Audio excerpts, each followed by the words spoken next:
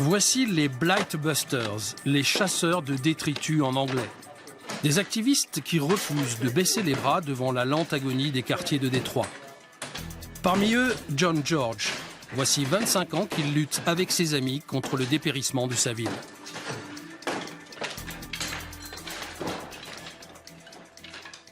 Les détritus sont comme une maladie. Si on ne fait rien, la saleté prend le contrôle d'une maison, d'un quartier, et après, c'est fichu. Il ne vous reste plus qu'à raser les maisons, les immeubles. Quand il s'agit de bâtiments en bois, en général, on ne peut plus rien faire. Si c'est un bâtiment en dur, on peut tenter d'en faire quelque chose. Sinon, j'espère qu'on pourra reprendre le contrôle de cette rue l'année prochaine. Le moins que l'on puisse dire, c'est que les Blightbusters sont efficaces. Leurs équipes sillonnent les quartiers, ils nettoient les jardins, rénovent et réhabilitent les maisons. Plus de 4000 au cours des dernières années.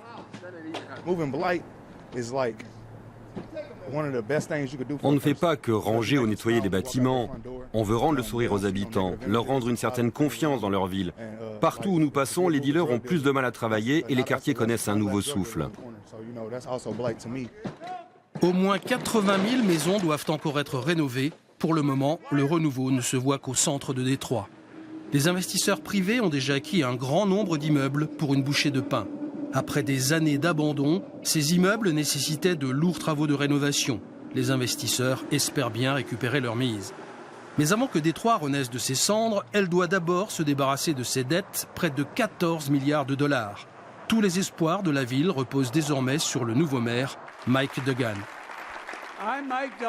Moi, Mike Duggan, jure solennellement que j'accomplirai avec la plus grande intégrité ma mission de maire de cette ville et que j'emploierai toutes mes forces pour le bien de Détroit, avec l'aide de Dieu. Son arrivée à l'hôtel de ville est un véritable événement. Il est le premier maire blanc depuis 40 ans. Il doit encore partager son siège avec un gestionnaire commis d'office par le juge. Pour moi, les chiffres de la population sont un indicateur clé. Avons-nous plus d'habitants ou moins d'habitants? Et si les habitants ont tendance à quitter cette ville, c'est qu'elle n'est plus attrayante pour eux. Je veux que mon mandat de maire de Détroit soit marqué par un accroissement de la population.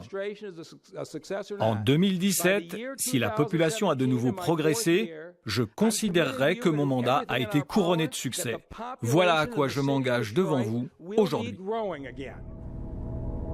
S'il fait de la croissance démographique son leitmotiv, c'est parce qu'il y a 50 ans, Détroit comptait 1,8 million d'habitants pour seulement 700 000 aujourd'hui. Quand on prend conscience de ces chiffres, on comprend mieux que Mike Duggan ait choisi la population comme critère décisif de son action.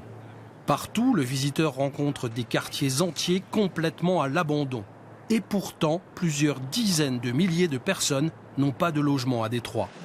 Pour le moment, seuls les projets privés semblent offrir un semblant de solution, car les services municipaux n'en ont plus les moyens.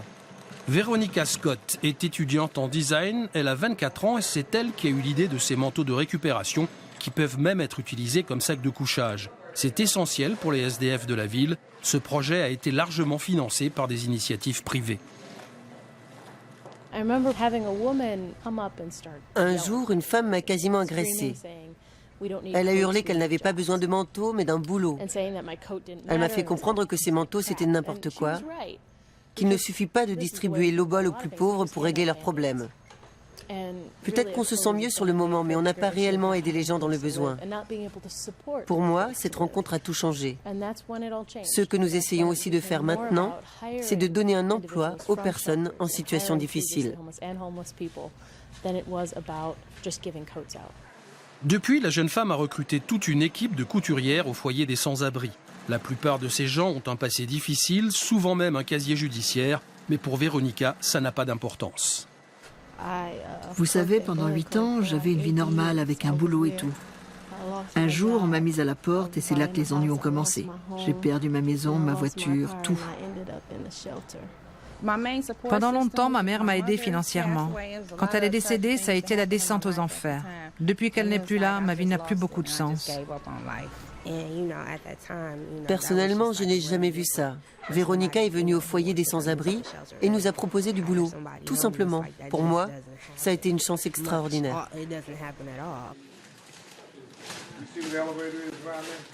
L'équipe des couturières a réalisé près de 2500 manteaux l'année dernière. Ils sont d'un grand secours en hiver et sont distribués par l'intermédiaire d'organisations caritatives. Avec les températures extrêmement froides de l'hiver, les foyers sont ouverts jour et nuit aux sans-abri. Par moins 20 degrés, il n'est pas question de laisser qui que ce soit dormir dehors.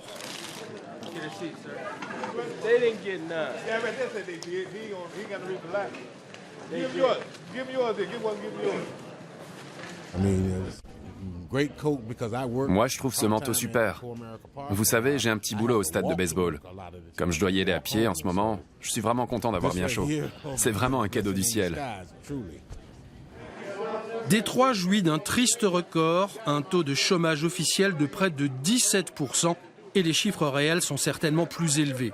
Il y a quelques années, on comptait surtout des hommes parmi les sans-abri. Malheureusement, ils sont maintenant rejoints dans les rues par de plus en plus de femmes. Sans formation ni diplôme, les chances de réinsertion professionnelle sont maigres. Les employeurs ne sont pas légion à Détroit. Sur les Big Three, les 3 plus grands constructeurs automobiles américains, seul Chrysler possède encore une usine ici. Sur le site de Jefferson, 4500 employés assemblent des Jeep Cherokee et des Dodge Durango. L'année dernière, 330 000 véhicules sont sortis des chaînes de montage, mais l'usine de Jefferson reste hélas une exception et devrait le rester longtemps encore. Mike Duggan est bien conscient que le salut de Détroit n'est plus dans l'industrie. Pour l'ancienne capitale de l'automobile, le souci numéro 1 est de garder le plus d'entreprises et d'investisseurs possible, ou même d'en faire venir quelques-uns. En tant que gestionnaire de cette ville, nous devons faciliter avant tout l'implantation de nouvelles entreprises, les start-up par exemple. Voilà pourquoi j'ai demandé à mes services de soutenir les jeunes qui veulent tenter leur chance. Et si un entrepreneur talentueux veut construire quelque chose à Détroit, nous devons l'aider avec un crédit avantageux, avec des locaux, et puis dans ses démarches administratives aussi. Pour l'instant, monsieur le maire ne peut pas en dire plus. Après tout, il est à la tête d'une municipalité quasiment en faillite.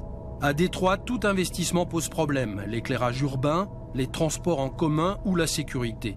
Même le remplacement des véhicules de police n'a pu se faire que grâce à une subvention privée. Une situation paradoxale pour l'une des villes les plus dangereuses du pays.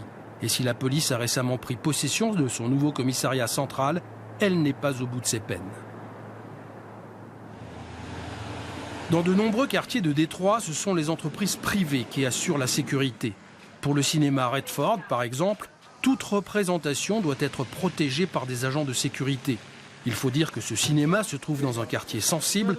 Il est donc tout à fait normal que les gardiens patrouillent toute la soirée. Parmi eux, nombreux sont ceux qui ont commencé leur carrière dans la police. Notre mission ici, c'est de protéger le voisinage contre les vols de voitures ou les dealers qui rôdent dans le quartier. L'été dernier, on a eu pas mal de pickpockets, mais on a pu régler le problème. Je crois que sans nous, les bâtiments là seraient en aussi mauvais état que les autres maisons que vous voyez tout autour. Et à quelques rues de là, nous retrouvons les Blight Busters. Ici, il s'agit d'un chantier de démolition. John George considère que d'ici 5 ans, la plupart des 80 000 bâtiments abandonnés de Détroit auront été rasés ou réhabilités, à condition que les autorités politiques et les entreprises de la région continuent de soutenir leur initiative.